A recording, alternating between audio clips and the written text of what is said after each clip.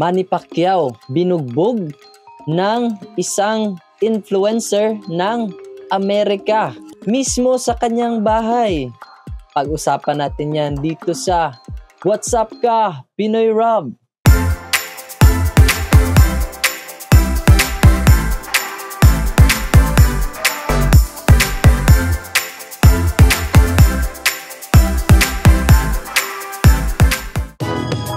If you find this segment informative, please click the thumbs up button and subscribe to stay updated with our latest news, and share this broadcast to your friends and family. Your support helps us keep you informed. Help us get our first 10,000 subscribers. Your engagement matters. Liking, sharing, and subscribing to our content not only helps more people discover the important stories we bring you, but also supports our team's hard work. It boosts our visibility in the algorithm, making it easier for others to find ways to stay informed. Thank you for being part of our community.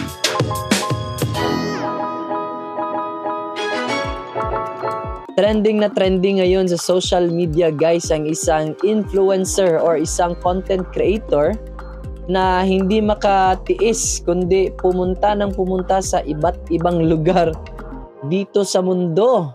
At napadpad siya sa Pilipinas. Ewan ko kung anong purpose niya dito sa Pilipinas. Pero isa lang man talaga yung purpose ng content creator. Para makabuo ng maraming subscribers at saka followers. Ayan, so eto ang isang kilalang-kilala na tao dito sa Pilipinas, which is si iShowSpeed. Yan, so comment down below, guys, kung idol nyo tong taong to, si iShowSpeed.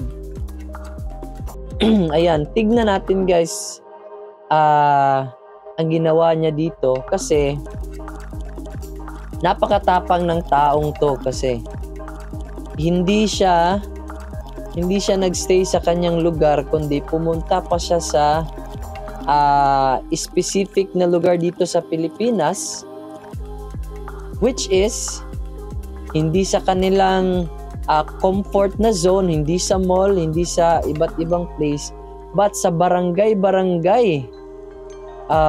Paano yan? Baka paano mangyari sa kanya. Pero still, nakuha pa rin niyang makikommunicate sa mga Pilipino na baka hindi lahat nakakaalam sa kanya, hindi lahat nakakakilala sa kanya. At syempre, pag barangay ka, maraming mga snatcher, maraming mga yung gustong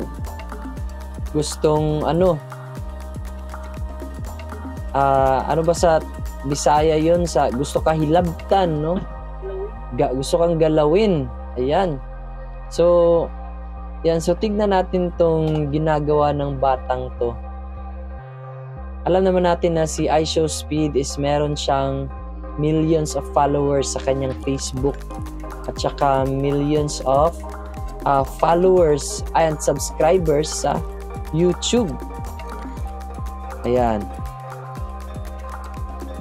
So as you can see, so iShowSpeed. Ayan, si iShowSpeed is meron siyang 29.5 million subscribers. Grabe. At meron lang siyang 1.4 thousand videos. So imagine, it's 29.5 subscribers sa YouTube at 1.4 thousand videos, and sobrang yaman na ng taong to, no?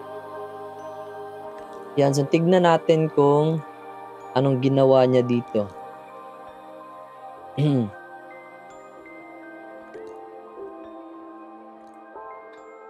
Yan, so sa isang video, nakipag-sparring siya kay Manny Pacquiao. Tignan nyo naman, guys. Ayan. So,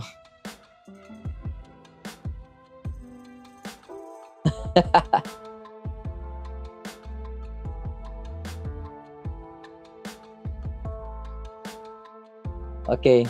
So, ito yung video, guys.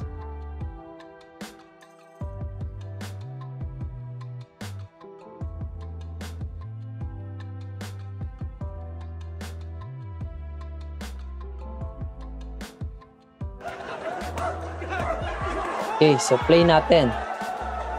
So, galing to sa kanyang page, guys, ni iShowSpeed. Okay. Play natin. Come on, Manny, put the gloves on. So, gusto niya talaga magpag-sparring, guys. So ano kaya mangyayari dito, guys? So, ayan. Pumorma na si Manny. So, as you can see, guys, nasa bahay lang talaga sila ni Manny Pacquiao. And, ayan, nakaporma na si Manny. Ayan, naka-gloves na si Manny, guys. So, siguro yung, ano lang nila, deal lang nila is body lang, walang mukha. So, walang mukha, body lang, baka kasi, ano pang mangyari dito, guys, no? So, body lang. Okay. Ayan. Isang bodega sa kaliwa. So, tignan yung mukha ni ano, guys, ni iShowSpeed. At si Manny is preparing for another bodega sa right. Yung mukha ni iShowSpeed, guys, oh.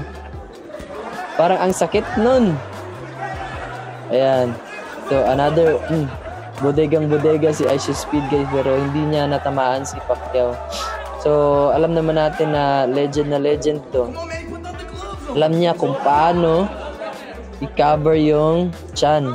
So, sobrang easy lang, guys, yung chan pag i-cover mo dito at saka dito. Pag walang mukha, ang target is body lang.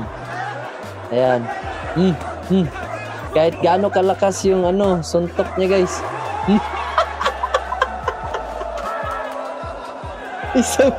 Isang bodega sa... Ayan, balik tayo dun. Ayan, isang bodega sa harap.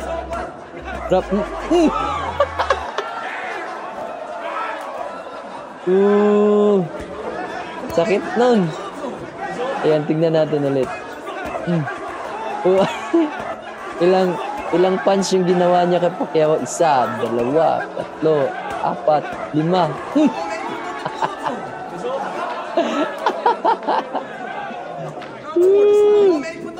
Ang sakit. Ayan. So, kayo, guys, no, kung mas-sparring niyo si Manny Pacquiao, kung ano yung gagawin niyo pag na-sparring niyo si Manny Pacquiao? So, bihira lang talaga, guys, na makapag-sparring si Pacquiao ng mga outside people, no? Outside people. So, swerteng-swerte to si iShowSpeed, no? Swerte tong batang to kasi nakapag-sparring siya sa isang legend.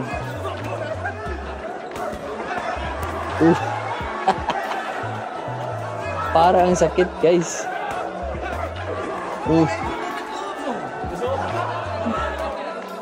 Hindi to marunong sumuntok si iShowSpeed. Hindi siguro to marunong makipagbasag ulo. Ayan, ulitin natin, guys. Kakatawa tignan to.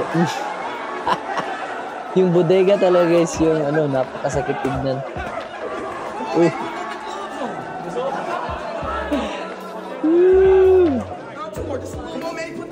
Kahit ulit-ulitin, guys, napakasulit tignan. So, by the way, yung height ni Manny Pacquiao, guys, is 5'7", no? Yan yung height ni Manny Pacquiao. So, si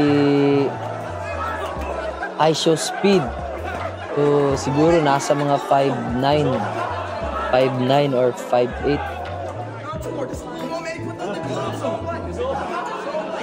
Yan, at saka kahapon, guys, na-tour si IShowSpeed sa bahay ni Manny Pacquiao. Yung swimming pool, no? Tumalon pa si IShowSpeed doon. At saka lahat ng mga fans ni IShowSpeed is nasa labas ng bahay ni Manny Pacquiao. At while nagla-live si IShowSpeed, gusto niya talagang mag-swimming sa swimming pool ni Manny Pacquiao. Kung yung yung subscribers niya is tumungtong sa 29.700 million. Yan yung request niya. Pero hindi pa umabot sa 29.700 million yung subscribers. Tumalon na siya. Kasi gusto niya talagang tumalon sa swimming pool ni Manny Pacquiao kasi yung ordinary na swimming pool na try niya is like hindi gaanong maliit. So yung term nga niya sa swimming pool ni Manny Pacquiao is lake. It's like a lake. Lake daw yung sabi ni IShowSpeed. Ayan, napaka game na game talaga tong si Manny Pacquiao sa sa sparring. Ayan, i-comment nyo sa video guys, dito guys sa comment section kung anong gusto nyong mangyari sa sparring ninyo ni Manny Pacquiao. Kung kayo ang nasa lugar ni IShowSpeed. Okay? Iti-test nyo ba kung ang speed ni Manny Pacquiao is mas mabilis pa kaysa sa inyo, or iti-test nyo ang power ni Manny Pacquiao na magpasuntok ka na lang. Ayan. So, Manny Pacman, so shout out sa iyo. So, sana makita mo to at saka sana naman meron kang at least once a month na pipili ka ng isang ordinaryo na tao na makipag-sparring sa iyo, no? So request ko lang man to no, Manny Pacquiao, baka pwede naman. Ako din, pwede naman ako makatry, di ba? So please try naman natin na mag-sparring kahit ako muna ngayong buwan na to. Okay? At saka next month, ibang tao na naman. Ayan, so si IShowSpeed kasi swerting-swerte sa sparring mo eh. Ayan.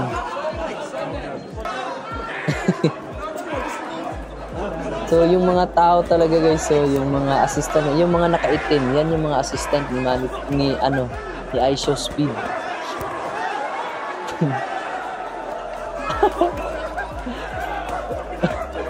Yung suntok talaga niya guys, parang hindi natatablan si Manny Pacquiao.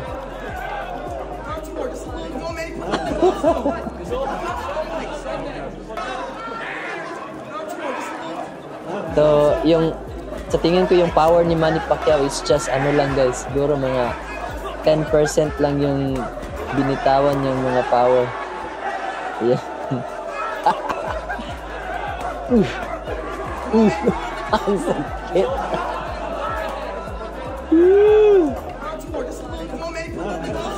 Kakatawa talaga to si IShowSpeed. Ayan guys, so for more of IShowSpeed guys, visit sa kanyang YouTube channel, IShowSpeed. Nandun yung live niya. Napakaraming nanood guys sa live na kahapon. Simula umaga hanggang gabi. Nag-live talaga sila. At isa sa pinuntahan talaga nila is ang bahay ni Manny Pacquiao. Nandun lahat sa channel ni IShowSpeed. Yung pinagagawa nila, yung live niya. Okay? Makikita mo rin yung nasa loob ng bahay ni Manny Pacquiao na napakalaki at napakaganda guys. At swerting-swerte talaga to si IShowSpeed. Kasi nakapasok siya sa bahay ni Manny Pacquiao. At nakita rin niya doon yung belt ni Manny Pacquiao. Yung napaka expensive at saka valuable ni Manny Pacquiao kasi yun yung belt niya, division belts niya sa loob ng kanyang kwarto. Ayan. Okay. So, dito naman sa guys, sa next, tignan natin yung other videos niya. So, kung tayo sa videos, yung live niya kahapon.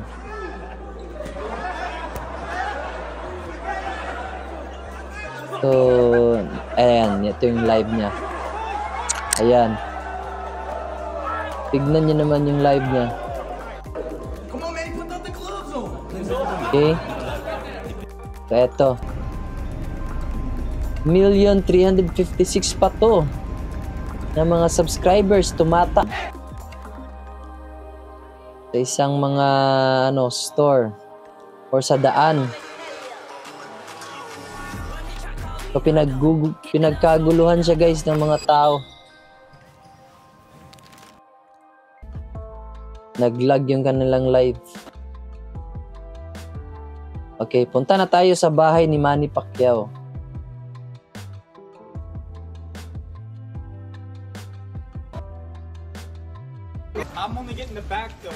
Sana yun. Ayan, kumain sila. Kumain.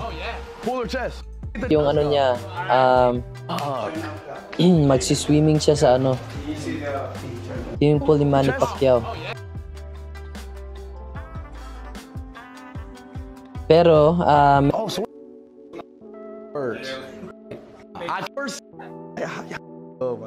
course. Ayan. Yeah, for a long time. What? Mali. Come on, 4, 3, 2. What? Oh.